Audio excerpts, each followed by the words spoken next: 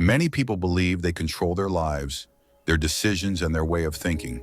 But what actually happens is quite different. There are hidden currents of thought shaped since childhood by society, family, culture, and past experiences.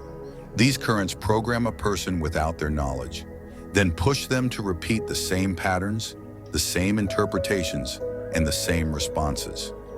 Each time they appear to be thinking, but in reality, they are reactivating these currents like a ready-made program. The deeper problem is that this programming not only controls the person, but also gives them a false sense of control. And herein lies the deception. A person who doesn't realize they are restricted doesn't seek liberation, but liberation begins in just one moment. A moment of inner silence in which you ask, is this me? Or is something moving inside me without my awareness? From this moment, the journey begins. The first step in deprogramming begins with the person realizing that their reality is not the thought, but the consciousness that sees it. The idea is not you. The way you think about the idea, whether you see it as a problem or an opportunity, a burden or a gift, is not you either. Even the meanings your mind projects onto everything that happens are not who you are. You are the awareness that sees all of this, the awareness that observes the idea and watches how focus drifts in habitual directions. The awareness that sees how the mind interprets the situation based on memory, fear, or expectation, and then realizes that it can't be dragged by that interpretation.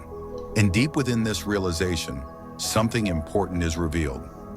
There is a real thinker inside you, not the one who chatters in your head all the time, but the one who can choose how to think, when to think, and even when to stop thinking. The conscious thinker, detached from the idea, from the way of thinking, and from the constant need to make immediate sense of everything. The conscious thinker who observes all of this without needing to name it. When you begin to live from this place, from awareness, the programming begins to unravel. Not because you force it to leave, but because it no longer finds fertile ground to repeat itself. You see, you observe, you choose. You don't react mechanically, but rather attend with your full attention. Over time, this presence becomes a way of life, a way in which you choose in every moment not to fall back on automatic responses, not to allow the past to dictate your view of the present, not to get caught up in the drama that the mind loves to repeat, not to repeat those stories that keep you the same person you believed you were. And every time the old programming tries to pull you back, gently bow down and reclaim yourself, saying, I am not this thought, nor what my mind says about it. I am the consciousness that sees and chooses. Thus you live life not as you were programmed to live it, but as you have always been able to live it, clearly, freely, and with a deep presence that makes every moment a door to liberation.